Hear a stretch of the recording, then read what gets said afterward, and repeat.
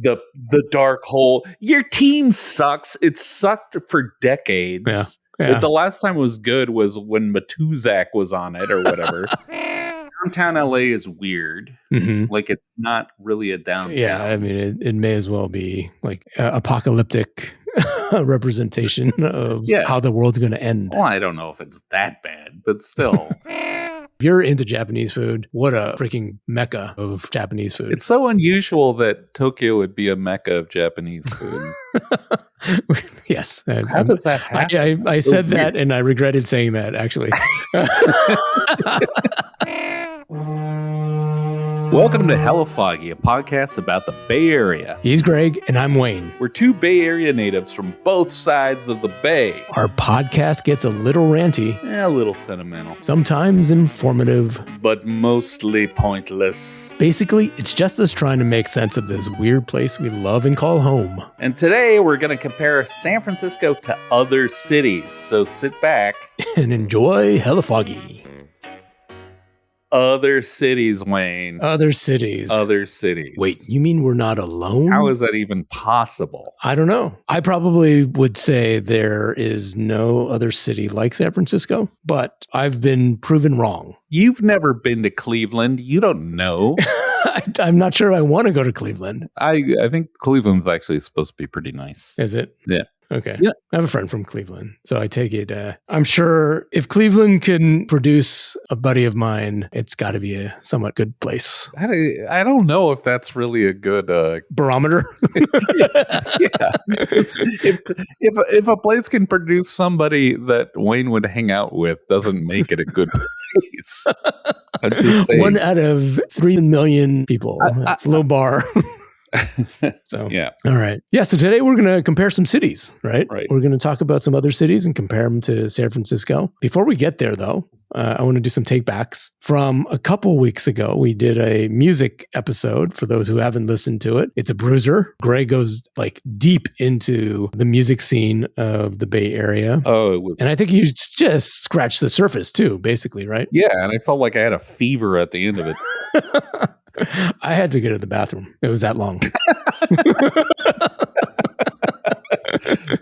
But yeah, our friend Peter wrote to us recently just to clarify something. You forgot the name of a radio station in Berkeley. Yeah. But he sent us a reminder. No, thank you, Peter. Thank you. What was the radio station? KPFA. KPFA, Berkeley, California. 94.1. Community radio.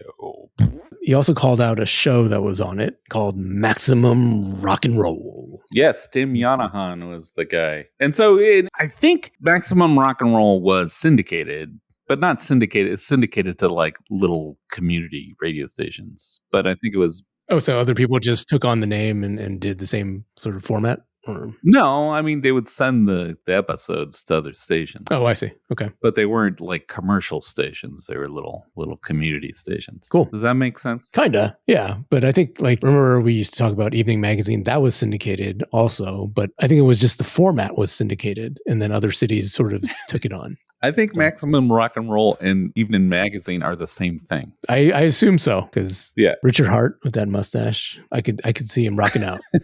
We're losing the thread, Wayne, very quickly. All right, go. Okay, back to Maximum Rock and Roll. So, did you listen to it growing up? Yeah, I listened to it, and it was good. And it was good because it was. And I think we talked about this on the music episode. It was like it was punk, but it was just also just weird music in general. Yeah. And they also had a zine, and it was kind of like one of the big sort of standard journals of punk in America. Yeah. And it was very cheaply produced on newsprint, and like the ink would come off on your fingers, and then it felt very punk. Oh, wow. Okay. Yeah. You know what just happened? Oh, it's happening right now, actually, probably. We're recording on the weekend that Outside Lands, I guess, plural, is going on. Yeah. So yeah, I was listening to a couple sets yesterday on Amazon. They're live streaming it. And it's pretty cool. I've never been, but it looked like a massive amount of people in Golden Gate Park. Ugh. So I'm not a big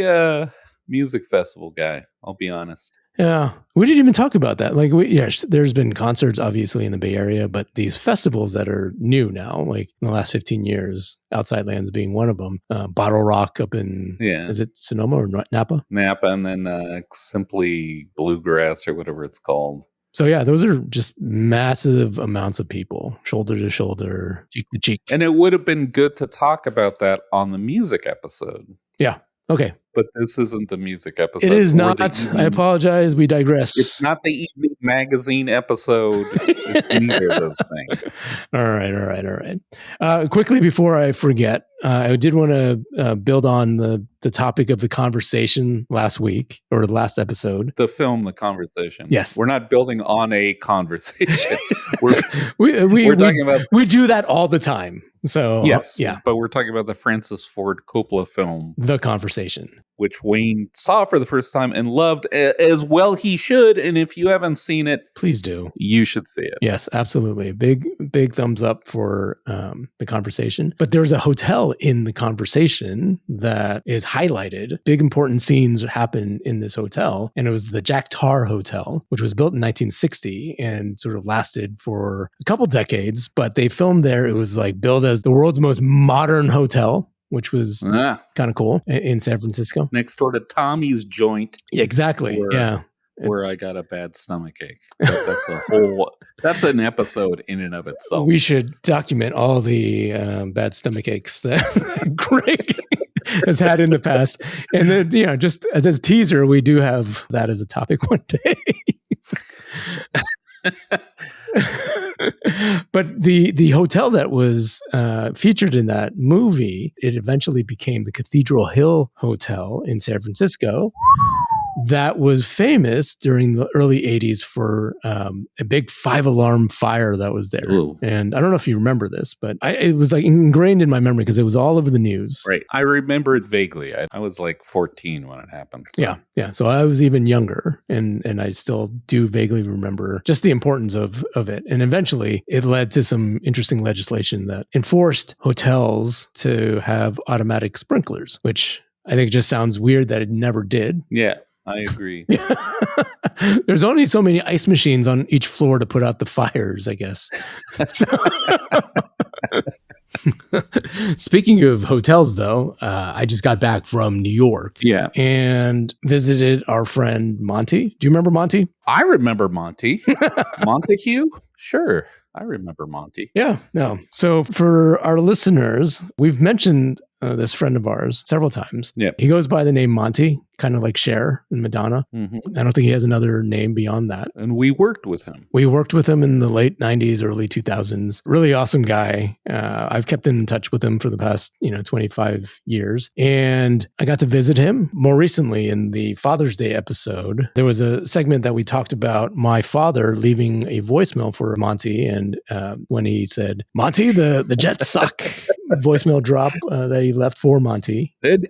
But Monte also loved your father. He was like, he just thought your father was the funniest person in the world. And I remember going out to lunch with the two of them. My dad had been invited to the office to record the sound bites for the CD-ROM that we were making. For Christmas. And our boss, Fred, was like, take him out to lunch. And so Monte and I took my dad out to Fog City Diner, had a nice little lunch. Nice. And it was the highlight of my dad's year, I think. Wow. Okay. Yeah. Well. But yeah, so I'm going to play the sound from the interview with Monte, and we'll go from there. Okay, and then I was not there. That's right. So I'm hearing this for the first time. So I'm excited. Cool. Let's play it. So I'm here with Monte. Hey, Wayne. Thanks for joining us. Great to see you. Welcome to the podcast. Great to be here. Yeah. Big fan. A long-time listener. Yeah. First-time caller. Exactly. Been a while. It has been a while. Yeah. We speak every At least every year we text each other. About the Niners and about the Christmas card. Christmas card? Yeah. I am in, is this Queens? Queens, New York. Queens, New York. At the beach. At the beach in Breezy Point. Mm-hmm. Our friend Monte, who Greg and I have talked about many a time, is hosting me as I visit the East Coast. And so I'm here. We just had lunch and we're just catching up. Yep. And I thought, why not have Monte on the podcast? Great. So we're out on the patio, so you have to go deal with the ambient noise and maybe saying hello to a neighbor every once in a while. Yeah. You go right ahead. Add more people to the podcast. But yeah, lovely home. Thanks for having me out here. I do have a couple questions for you. Great. Jump right into that. So Monte and I met in the, I guess, late 90s. Late 90s. Yeah. So what year was that? I guess it was either 97 or 98. Okay. I was out there for less than 3 years. Okay. And then what drove you out there? Like, what was the thing that brought you? Well, part of the reason that it was San Francisco was because of the .com boom. So I knew I could probably get work there. But I knew I wanted to leave New York because at the time I was playing rugby and there was a lot of internationals and transplants that I was becoming friends with. And I figured I had only been in one place my whole life, so I should probably try something else. And that's what led me to do that. And the .com boom was what made me think San Francisco would be the right place. Nice. I forgot about the rugby thing. Mm-hmm. Yeah. You played for a team that was club in a men's club. Yeah. Okay. And then when you came out to San Francisco, I remember you played with like a lot of Polynesians. No, we went to watch the San Francisco Tonga, the U.S. Tonga games and stuff like that whenever they would come through and stuff like that. Okay.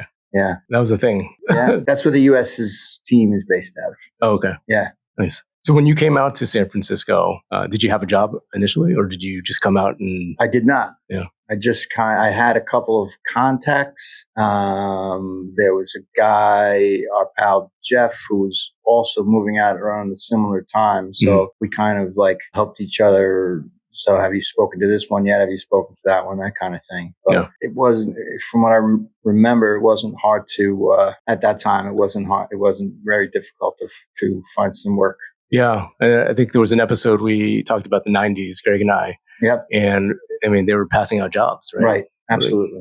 Like, basically, you couldn't walk down the street without getting hit with one. Mm-hmm. Yeah, that's awesome. That confidence of moving out with not having to worry. Right. I think that's probably a lot easier to do that than it is like now, I guess. Well, now is a completely different story. So. Oh my God. Yeah. It's definitely a challenge these days. Yep.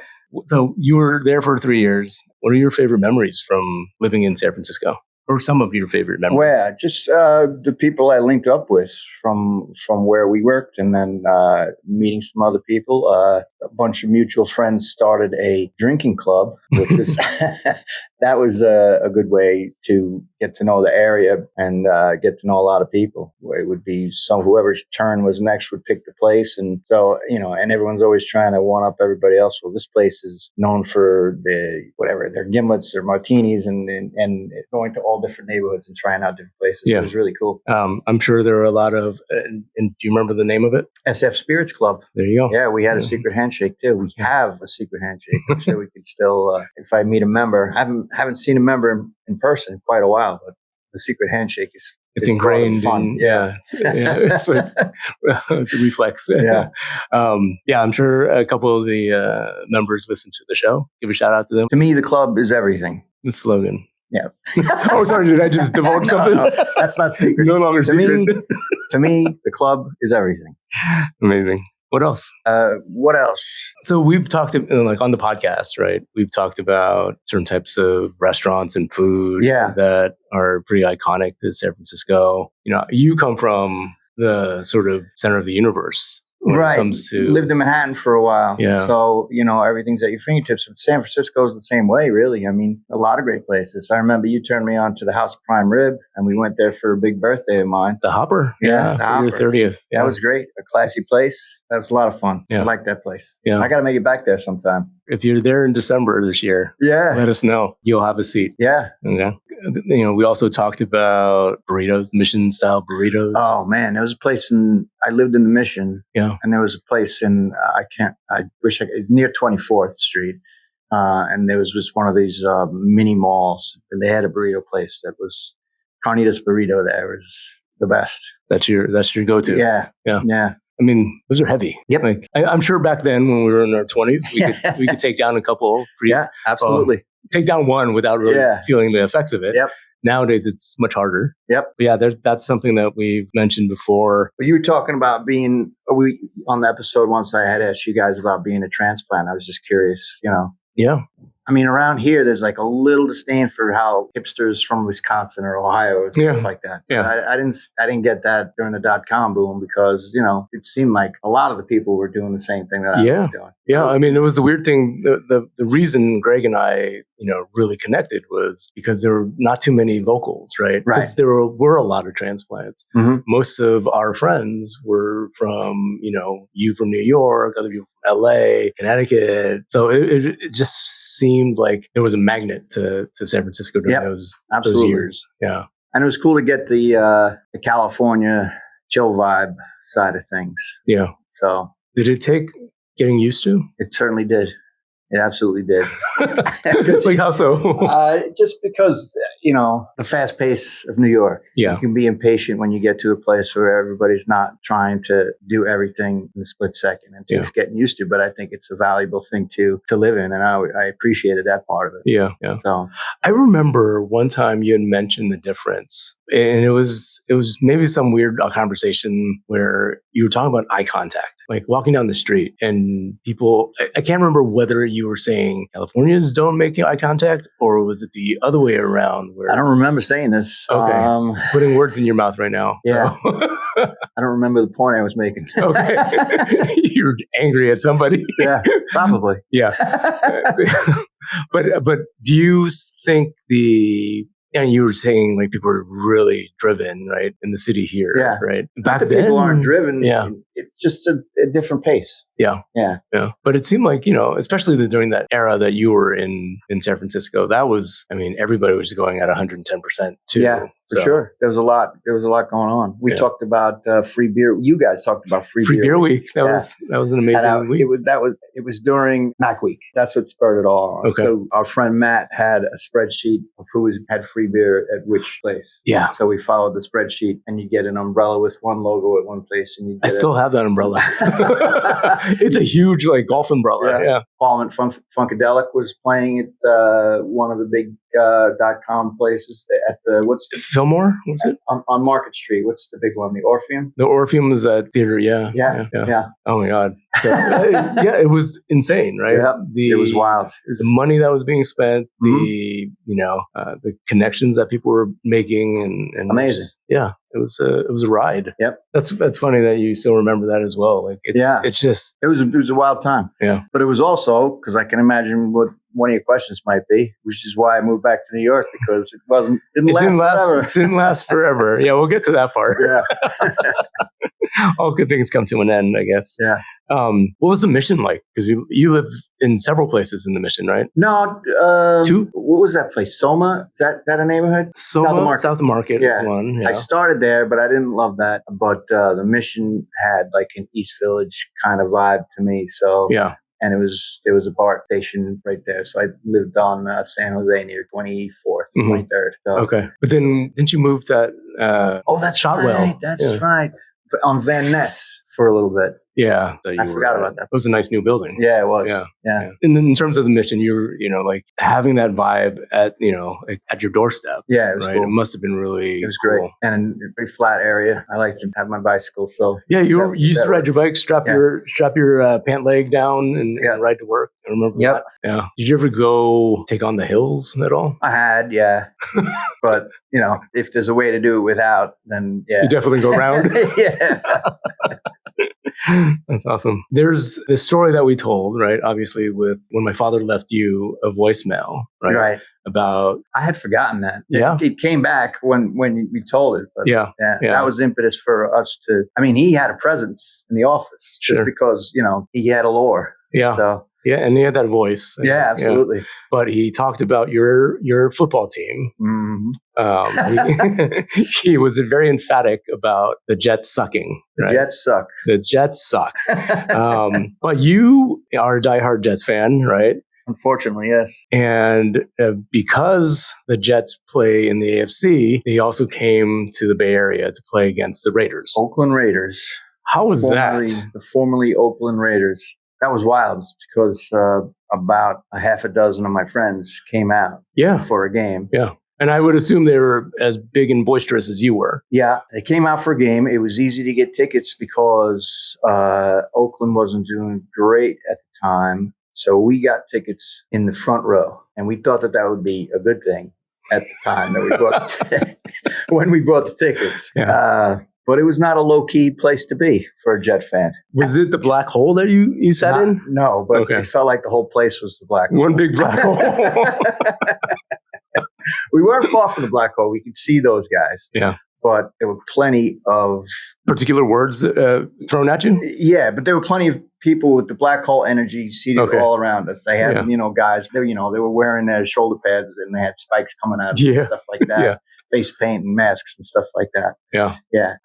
One guy was really trying to avoid going to the bathroom because he didn't know what kind of trouble he'd get into. They were throwing stuff at us. They were, some of them you could tell it was good natured, but some of them you just never knew. Yeah. I walked up to the bathroom once, and one of the guys with the shoulder pads got down in the 3-point stance right at me and started just like fucking at me. Like he was going to rush you. So it was pretty wild. He's going to impale you with his spikes. Yeah. Oh my God. I mean, you lived to tell the tale. The good part about being on the front, though, was that the police were on the field. So if anything really bad happened, we could just jump onto the field and get arrested. And and get a ride home. Oh my God. Well, did the Jets win that game or did they lose? Probably lost. I don't know. But that was the first. I think that someone got hurt, and I think that might have been the first time that Chad Pennington got any real time. Oh my God. That's a name from a long time ago. Yep. Amongst many quarterbacks. Next franchise hopefuls that disappear. You had a carousel of first round hopefuls. Wow. Yeah, I remember you coming back the next day and you were like, we were really good at the game. We tried to be as polite as possible. It was touch and go. You know what? Oakland must have won because, if the Jets won, that might not have been a good thing for us. Right. Yeah. You wouldn't be sitting here telling me the story had the Jets won. So you got to count on them for something. Yeah. One thing that I remember you being very adamant about was the pronunciation of certain things. Oh, boy. Okay. I'm going to ask you to I just came up with 5 things that I would like you to read and see if you're pronouncing it your way or the San Francisco way. Yeah. Okay. Right. I don't know if I'm as opinionated as I used to be. Oh, I don't remember some of these. Well, I remember that one. Yeah. And how would you pronounce that? Carney. That is not Carney. So I am giving him what should be pronounced as Kearney in San Francisco. Mm-hmm. These probably you won't remember, but these are definitely mispronounced. I don't remember mispronouncing go or go. How is that pronounced? Goff. Okay. Yeah. So in this one, how would you pronounce that? I don't know. I'm doing Spanish on Duolingo now, so I would say Cabrillo. But okay. I mean, I think that's what the official way of saying it is. I think most San Francisco say Cabrillo. Okay. Yeah. I don't remember that one. Where is that? In the Richmond. Okay. Yeah. This is a city, right?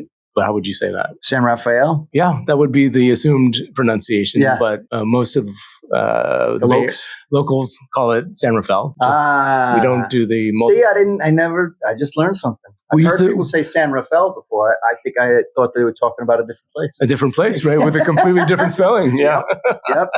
Remember when we used to play... So Monte and I would sometimes play in the Ad League softball games. Mm-hmm. And we would drive it. At one point, it moved up to San Rafael. That's where we would play. Okay. Yeah. I couldn't imagine. I couldn't believe how different the climate was. I would pick, because I used to live on the peninsula at that time too. And I would pick you up in the city where the fog was dense. Yeah. Right. And then we would cross the bridge, the Golden Gate Bridge, and the sun. Be hot as blazes.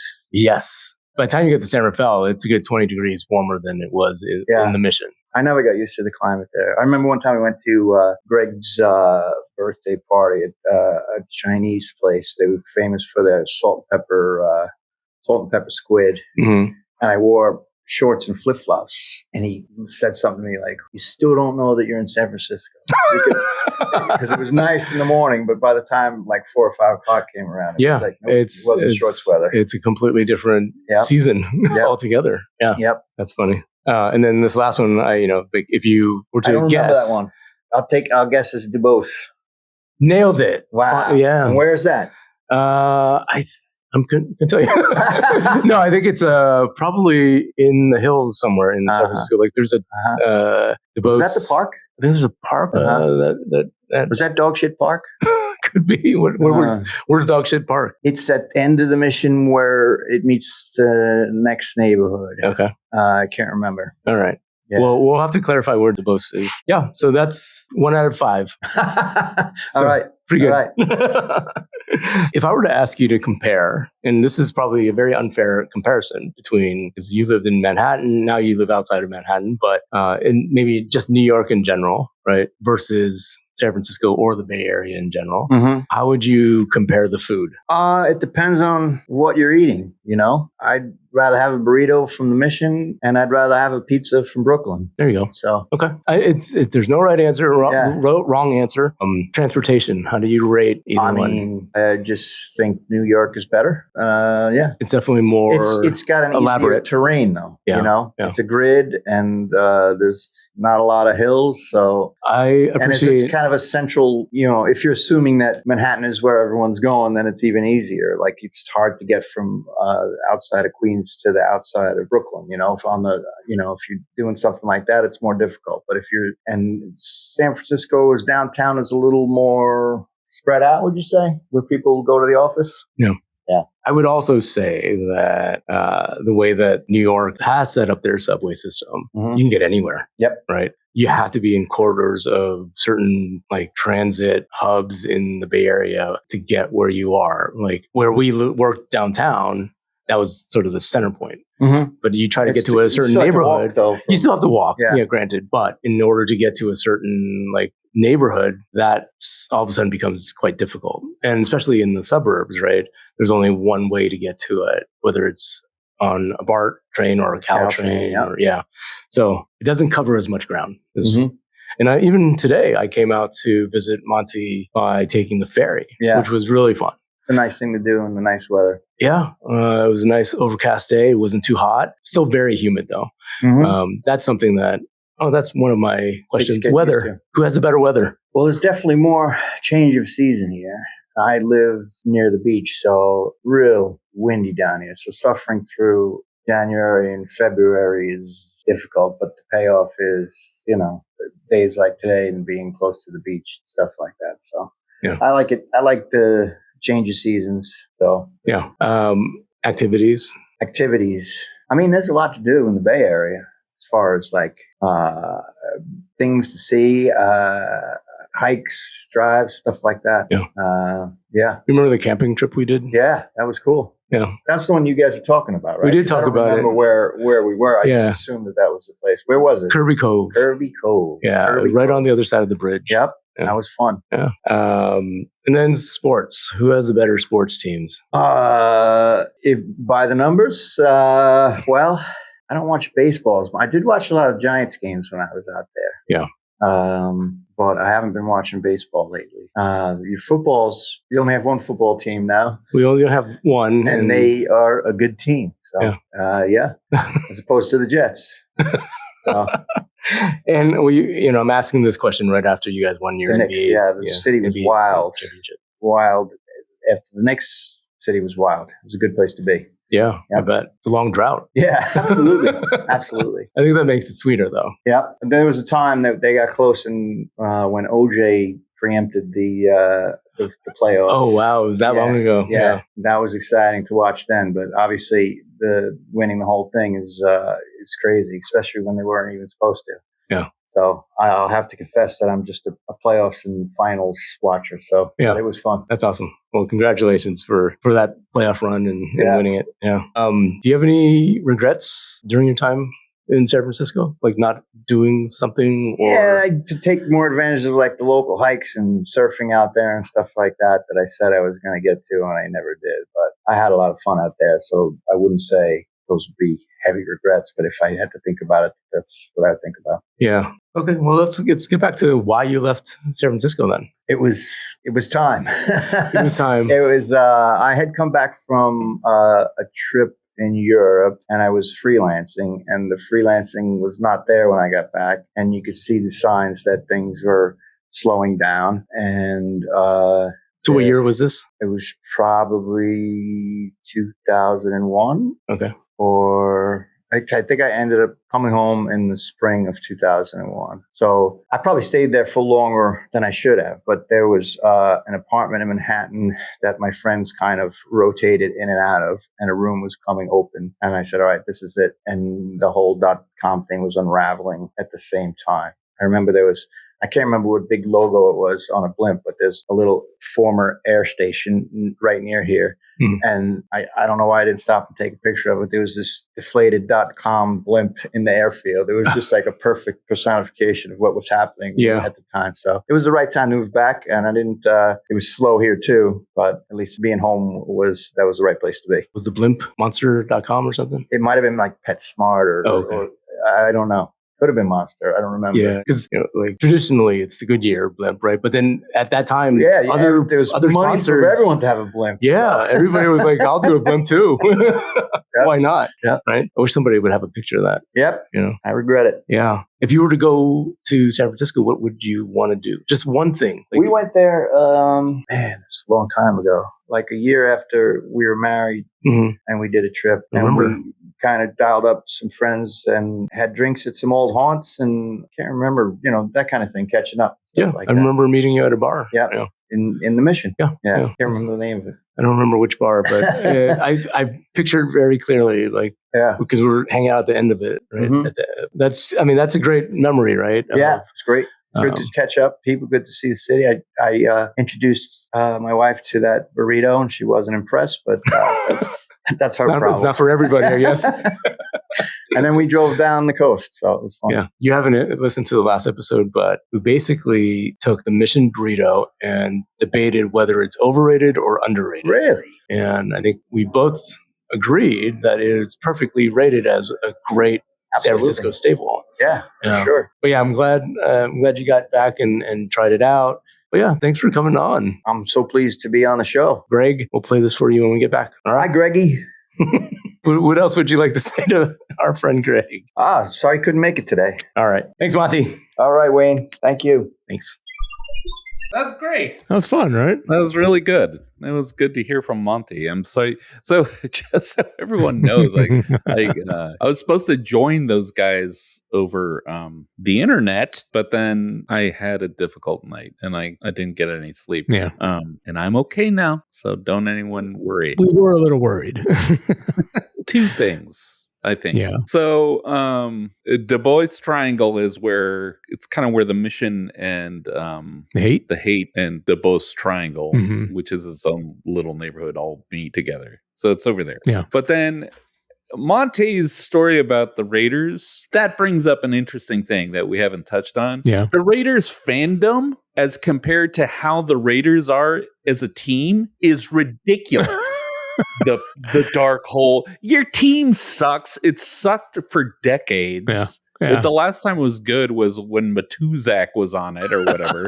and then you go bug out. It's a holdover. It was definitely a holdover from the 70s.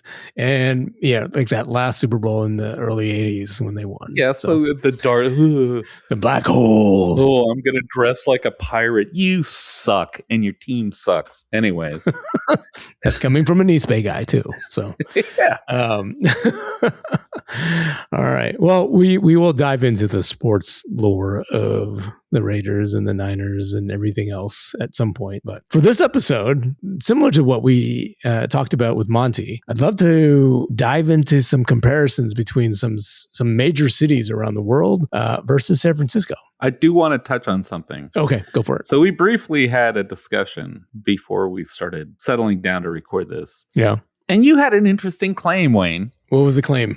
That New York is the most touristed city in the world. You don't think so?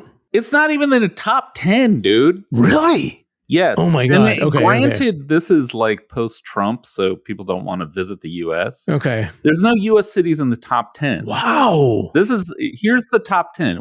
Number 1? What is it? Tokyo. Bangkok. What? Here it is. They can't fit that many people. Bangkok. Okay. Hong Kong. I believe that. London. Okay. Macau. Okay. Wait. What was the criteria for this? Macau's a tiny little... The top 10 most visited cities in 2025, according to the Euromonitor. Then after Macau, Istanbul. Ooh. Istanbul, I can totally see because that's like... I can imagine that one. That's Europe's little fun weekend trip. Mm-hmm. Okay. Dubai. Yeah, maybe. Mecca. I can tell Mecca, yes. Yeah. Mecca's probably always in the top 10. Okay. Anatolia, however you in Turkey. Paris. Mm-hmm. And then Kuala Lumpur. I call BS on that one. Why? Oh, wait. Yeah, maybe there's just... Okay. There are a lot of people in those. The population maybe sustains.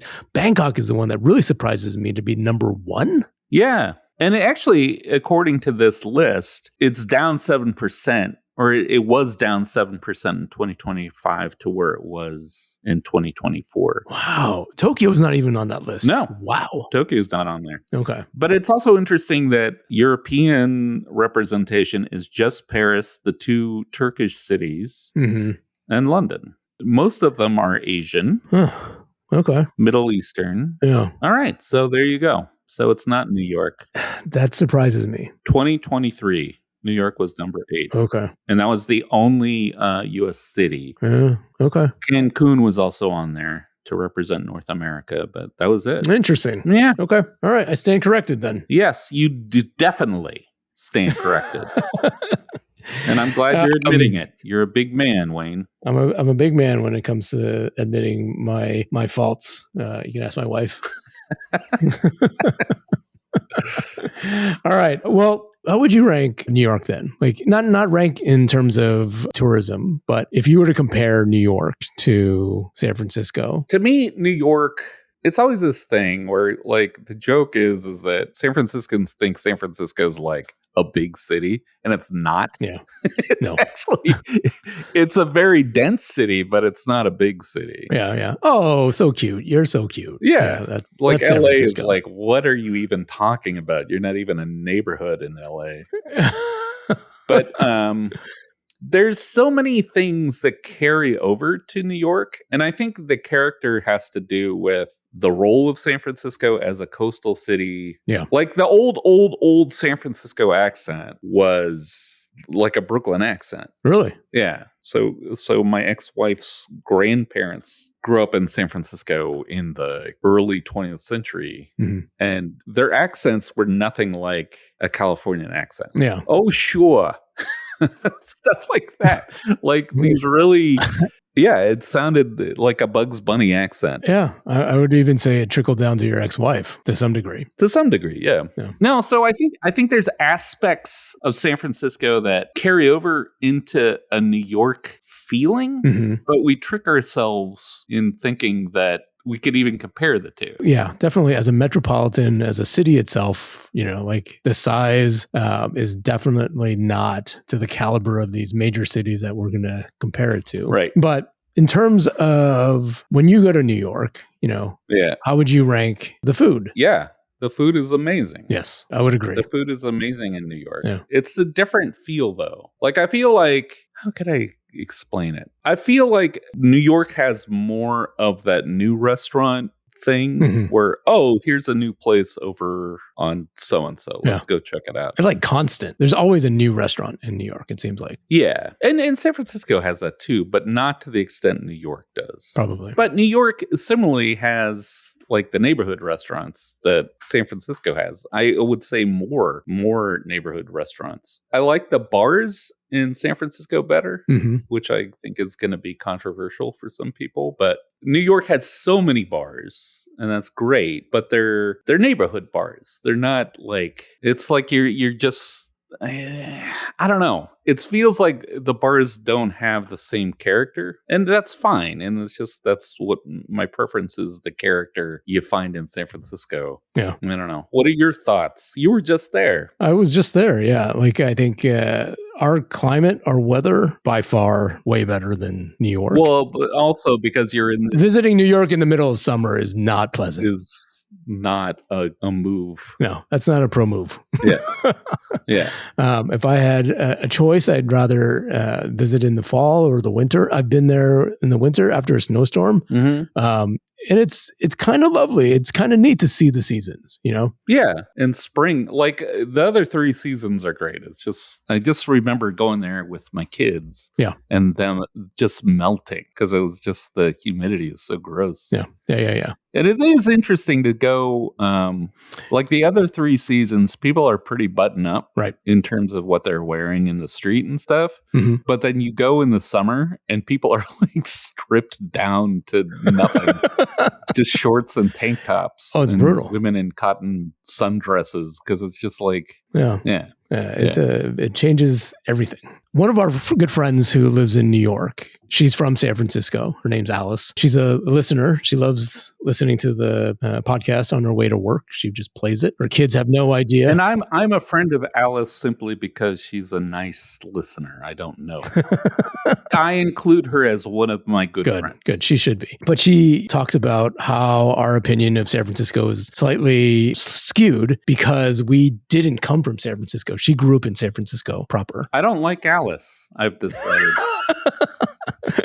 Alice is my enemy. I always say, like, why don't you move back? You love it so much. And she goes, there's only one place that would ever make that difficult. And it actually is New York because it's such an amazing city. Oh, it is. That she prefers New York than San Francisco. But that's the only place that would do that for her. Like New York, actually, and this is ironic because New York in summer, if you go out on a Friday night and just walk in the street, not even go to places, just walk. Yeah. It's like it might as well be noon. The streets are packed. Isn't that crazy?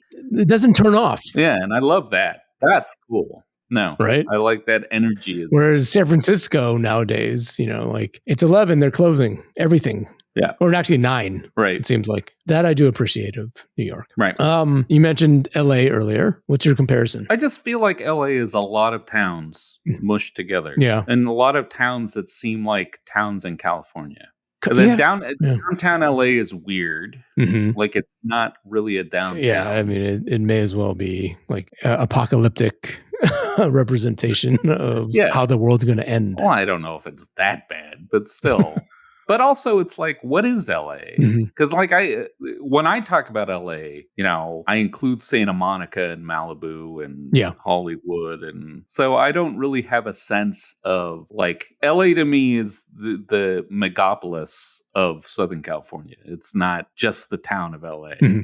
Like, what's your experience? I had family down there. So when I would go visit some of my cousins near Pasadena, I used to love going down there. It was a yearly trip for us to go visit them. Yeah. I don't know. I always associated LA with Disneyland and Magic Mountain as a kid, right? Knott's Berry Farm. So that was always a big attraction. Would you say LA was the first non-San Francisco city you went to? Oh, probably, yeah. Like that was the most common one. Yeah. I, as an adult, like I appreciate a lot of the sort of nuances about it. Like I think there's a lot of great food as well. Like we talk about food a lot in this podcast. No, I like LA. I enjoy visiting LA. I hate how it's so spread out though. Yeah. Like you can't get anywhere without having to jump in a car for an hour, right? Yeah. And growing up, right, we always associate LA with smog and it was like the big thing, right? Yeah, maybe not as much now, but still, like I think just the idea that you have to sit in traffic constantly just to exist. It's interesting. Every big city makes claims on you in a different way. Yeah. Like a friend of mine, his daughter goes to Columbia and his thing with New York is every time she steps out the door, it's $100. It doesn't matter what. If she's gonna go buy a coffee, it ends up being $100 because the infrastructure has its hand out. So New York is that. LA is the time you spend just in a car. Right. It sucks. It's such a hacky cliche, but at the same time, it's so true. And then obviously the sports thing, like there's a huge rivalry that I think is projected more north to south than south to north. Like maybe it's because, the Dodgers, at least for now, are doing a lot better than the Giants are. There's this rivalry that just sort of naturally, and it came from New York, right? The Brooklyn Dodgers and the New York Giants sort of continued that rivalry here. And it's interesting because I feel like the LA Dodgers carry more their New York heritage than the Giants do. It's weird. I was in Japan last summer. Yeah. And, sure, there's the Shohei Ohtani effect of everything. Because he's a Dodger, everything in Japan, in Tokyo, was Dodger gear. Yeah. Like Dodger hats, Dodger everything, right? Yeah. And before that, I'm sure there was a Yankee effect as well when they had, I forget his name. But I was asking somebody there, and there's an element of like success, professionalism of the Dodgers that sort of resonates. Yeah. Really highly in Japan. That was really interesting to me. Even though there's other Japanese players that play for other teams, that one definitely just becomes like the number one. Well, it's interesting too because the Tokyo Giants definitely try to cultivate that they're the Yankees of Japan. Right. But in terms of merchandise, it is Dodgers, Yankees, and then something else. Maybe it was the Padres even because of Yu Darvish. And then the local, Tokyo Yamamori Giants, right? Yeah. Like it literally is fourth tier. Yeah. It's the hockey of Tokyo, essentially. So, it's very weird how this aura that the Dodgers have really capitalized on over there. Well, I mean, speaking of Tokyo, like what do you think about Tokyo compared to Tokyo? Is like I'm not going to compare that to any place. It's amazing, right? Bonkers. Yeah. Yeah. I read a statistic that like Tokyo has the same population as Canada or something like that. I wouldn't be surprised. Like you've been to Tokyo at least once, right? Yeah. I mean, it's been years. It's been years. You lived there. I lived in Fukui, which is like the Walnut Creek of Japan. But but I've been to Tokyo. Tokyo. Yeah. I mean, the people were amazing. Yeah. Obviously the food, right? If you're into Japanese food, what a freaking mecca of Japanese food. It's so unusual that Tokyo would be a mecca of Japanese food. Yes. How does that happen? I said that and I regretted saying that actually. But in terms of like our perception, right? You go here and you spend, $30 on a roll or a bowl of ramen. Right. Yeah. And you go there and it's like, it's nothing. That's the thing. It's like, Tokyo has this reputation of being super expensive, but you can go day to day and spend very little. Oh, absolutely. And actually you can stay in hotels that if you're willing to hang out and maybe not the fanciest, you can visit Japan very cheaply. Yeah. It's just getting there that's expensive. Yeah. And once you get there, it's pretty amazing. Yeah. And then I would say it's one of the best subway systems, the Tokyo Metro. I never rode it. Okay. It's beautiful. And it's like Tokyo is by far the best and the cleanest, like absolutely spotless. Right. And you always, I think growing up, you always see those videos of the people being jammed in. Yeah. Those subway packers, right? Where they're pushing everybody in. I didn't experience that probably because I avoided it during rush hour. Yeah. But yeah, like, absolutely immaculate and so easy to get around, I think. Yeah. So there's another city which is definitely closer to my heart because I've spent so much time there. My dad is from there. Is Hong Kong. Yeah. Have you ever been to Hong Kong? Have been to Hong Kong. I would say compared to San Francisco, like I think the first time I went in, I believe it was 1998, I came back and I told somebody that it was the biggest Chinatown I'd ever seen. I had never been to, out of the country until the 90s. Yeah. And then by the first time I ever went to Hong Kong, I was in shock. Mm-hmm. First of all, they spotted me like a elephant in a China store. I did not Chinatown. I did not fit in. Why? Because you're a bigger lad, or what? I think both. I was a bigger lad. Yeah. I didn't fit any of the clothes that they were trying to sell. Yeah. But then also, like, they just knew I wasn't from there for some reason. Yeah, that's interesting. Like, I just gave off American. Yeah. That was really interesting. Over time, I turned, was able to simulate a little better, because then I practiced my Cantonese a little more and was able to, lose some weight and fit into some of the double XLs that they had, But so when I worked on this isn't Chinese, this is Japanese, okay. But it's similar. Where it's when I worked on Microsoft and we had to shoot like internationally. Yeah. I was shooting in New York, and they would not hire Japanese Americans. Yeah, for Japanese, they're like they don't look the same. Yeah, we don't. They're big. They're different. They eat hamburgers. They're like yeah. I believe it. Yeah. But yeah, Hong Kong has an amazing subway system as well. The MTR. And the food there is amazing. The shopping there is amazing. So I would say that by far, those two things exceed the Bay Area. Weather, again, I hate humidity. So it sucks. Yeah. It sucks when it's hot. Yeah. Yeah. We talked about London. Did we talk about London? London's it's like Tokyo. It's just like London is London. Yeah.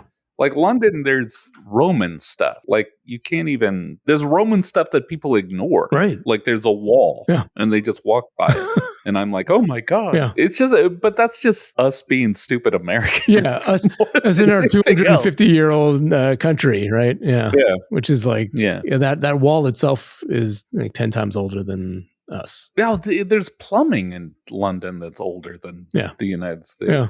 So, all right, then let's. Should we just compare U.S. cities then? Yeah, maybe Canada too while we're at it. Okay. All right. So Seattle. Yeah. Seattle, I feel like there's a kinship a little bit. Mm-hmm. I think ethnically, Seattle has a similar mix. Kind of. Yep. Although they have a large Native American population that we don't have. It's hilly, and their hills are kind of more messed up than ours. Yeah.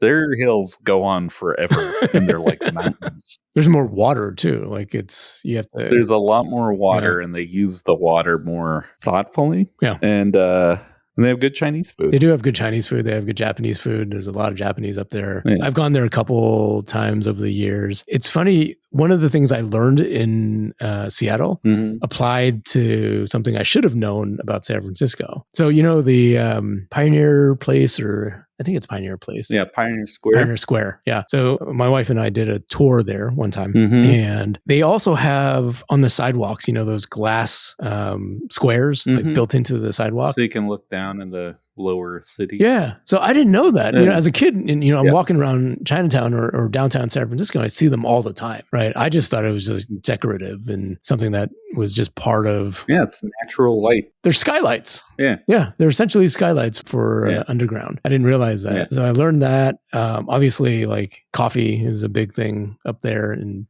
they have a lot of seafood that's really good. Yeah. But I don't know, the rain. I'm not sure if I could stay in such a. No, I like rain, so I'm on board. Yeah. One thing that I think you could compare, and this is after living in the Midwest, is like San Francisco and Seattle both have access to nature very close by. Yeah. Like within the city. Yeah. So in Detroit, there's not that. There's not like their big park, Belle Isle. It's actually the same architect as Golden Gate Park. Oh. But it doesn't feel like, it just feels like lawn. Yeah. Whereas for whatever reason, Golden Gate Park has the feeling of a woods or a meadow or something more naturally occurring. Yeah. Seattle has the same thing. But like in Detroit, if you want to see nature, you got to drive to Canada. Like even like, you don't have to drive to Canada.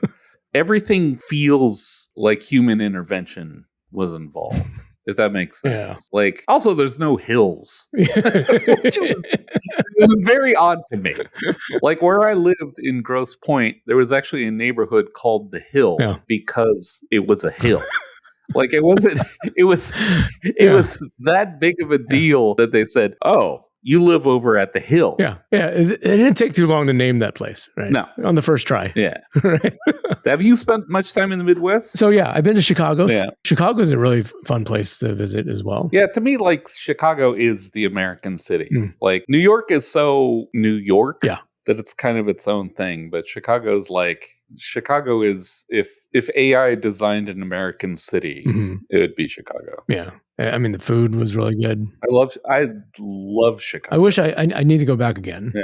And yeah, like I went to see a Cubs game. What a pilgrimage. Like it was so fun. Yeah, I don't get into that pilgrimage nonsense. It's just a ballpark. It is one of the ballparks, though, I think. So. Oh, it's so fascinating. Oh, great food in Chicago. Oh, the steaks in Chicago are so good. Yeah, but just a good combo of restaurants. Okay. Like I had amazing Mongolian food in Chicago. Really. Hey, speaking of Chicago, and you just talked about Detroit and we talked about New York. So when I was in New York recently, I went on a pizza crawl in Brooklyn. Yeah. Great pizza. New York style pizza. Amazing. A really good slice there. But then there was one pizza joint that served Detroit style pizzas. No, the pan baked. Like the pan pizzas with the crispiness all over the sides and yeah. Holy cow. That was great. There's a certain chain. I want to say it's Buddy's. Okay. There's the original Buddy's. Yeah. And so for whatever reason, it's like, oh, the local water and blah, blah, blah. That's what they say about New York too. And their pizza and their bagels. Yeah. Yeah. And so, and then the funk in the stove. Yeah. But it's like that, the corner piece of and it's all like caramelized. Bubbly, like weird, like, it looks like fromage, right? It's just like, oh, so good. And I was skeptical because it's just like every place has its dumbass version of something. Yeah. But it's really good. It's, New York pizza is still my favorite. What's your favorite here? My wife swears by Golden Boy, I've never. It's a stupid thing. And they're rectangles. Also, and speaking of rectangular pizzas, they're also served in a rectangular piece.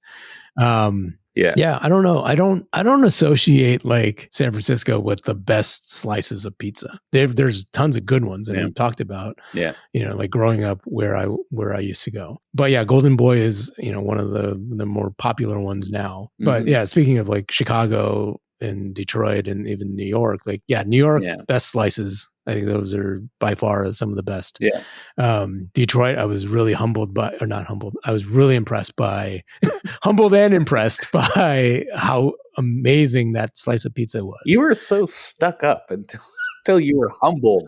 Until that moment, yeah. You're like, I bow down to the Detroit style pizza. I put the deep dish, the pizza, the Chicago style deep dish as a strong third. Okay. It is fittingly so in the third place slot. Yeah, like it's earned its right to be its own thing instead of a freak show thing. But yeah, so there's my little taste of Detroit, I guess. Boston. Boston being, one of the major cities. In Philadelphia, the angry Boston. Like people in Boston will talk to you and they're like, will suck the energy out of you. Yeah. Philly, they're miserable and they've been beaten down and they're like Soviet. If Boston was in the Soviet Union, it'd be Philadelphia. I can imagine. I've never been to Philadelphia. I've been to Boston. The last time I was in Boston was they were still doing the Big Dig. Oh, back then. Yeah. So yeah, it's been a while. I really enjoyed it. The food definitely had some oysters, and then you get a lobster. I don't know if I'm just being stereotypical about food over there, but I do remember that. Yeah. And then, they have amazing sports as well. So I have a funny thing that one time I was in Boston and I was at a bar and I was talking to the bartender. Oh, where are you from? And it's like, oh, I'm from San Francisco. Mm-hmm. I'd love to go to San Francisco because I love Boston. And I bet San Francisco's like Boston. And of course, like where we're sitting, everything was bricks. And it's like, buddy, there's... we have earthquakes. This place would be a hand grenade in San Francisco. Oh, really? I guess that's true. And not that we don't have bricks, but it's funny. I remember when we were working together early on. There was a lot of reinforcement being done to a lot of our brick buildings because it was still like less than 10 years after the earthquake, right? So things are still being torn down. Like freeways were being removed, buildings were being reinforced. We have it. We just don't have as much as probably the East Coast. Oh, well. Did you want to talk about honorable mention from our neighbors up north? What, Portland? Oh, Canada. Yeah. Oh, so for me, like I've been to Toronto and I've been to St. John's. St. John's is Popeye land. It's like not. Yeah. It's in the middle of the Atlantic Ocean. It's actually closer to Ireland than it is to. Seriously, it's closer to Ireland than to Ottawa or Toronto. But Toronto, I love Toronto. Okay, but it's like we were talking earlier. It's like if Manhattan was just Midtown. It's like the most, I won't even say it's boring. It's just the most, what's the word? Utilitarian aspects of a city. And it's a great city. It's very walkable. People are very nice. And the food is amazing and all that stuff. It's just like, and granted, I'd love to actually spend more time I've been to Toronto 3 times. Twice for work. So already that's kind of like you're not going to have. Yeah. You're not really exploring, right? You're sort of, you have an agenda when you go there. What about you?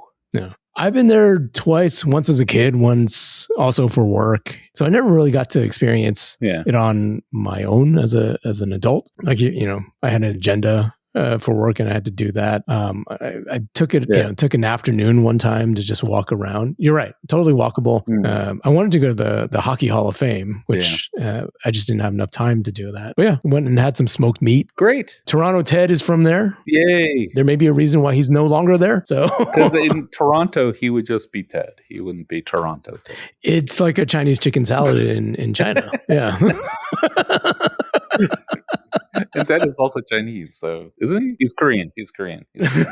He's Korean. Sorry, Ted. Yeah. I know there's a lot of other cities. We don't have to get into them. There's a lot of other things. So if there's a city out there that feels left out, email us at hellafoggypodcast@gmail.com and let us know. And it has to be not in the Bay Area. It can't be Saratoga, for example. We have to, I know, right? It has to be. Yeah.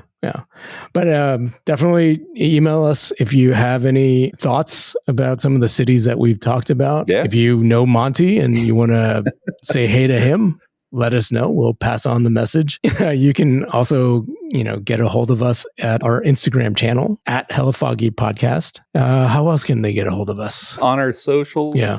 Both the Hellafoggy socials and our normal socials. Yeah. I also have a portfolio if you're hiring.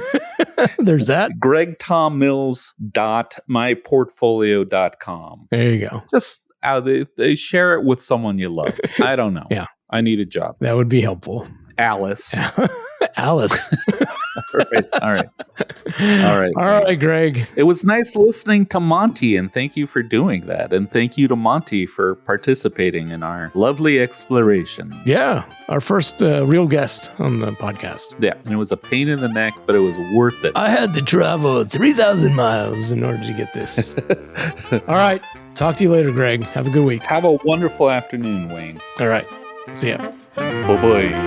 Bye.